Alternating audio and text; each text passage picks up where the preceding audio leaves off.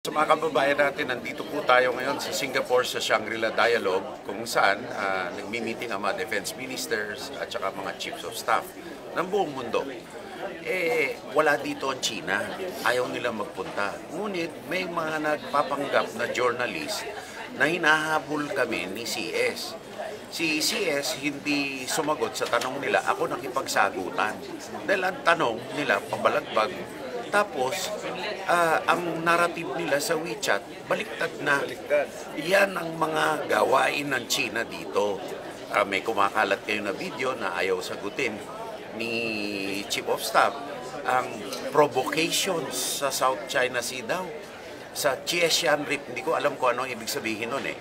Yan ay utos ng Peking, hindi Beijing Peking. Yan ang tunay na pangalan ng China.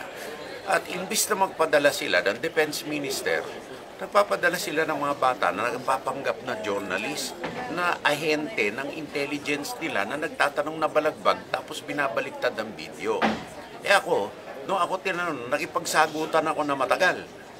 Dahil tinanong nila sa akin kung tayo daw ay proxy lang ng Amerika. Sabi ko, hindi tayo proxy. Natural, Pilipino tayo eh.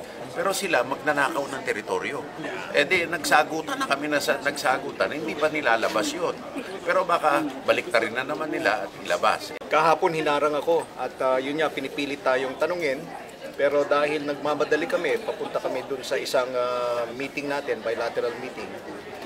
Hindi ko sinagot. But then later on, naglabas sila sa WeChat, binaliktad nila yung istorya na umiiwas daw tayo sa mga tanong nila about West Philippine Sea at yun niya ang paratang nila na tayo daw yung nag-infiltrate or nag-encroach, pumapasok dun sa teritoryo nila.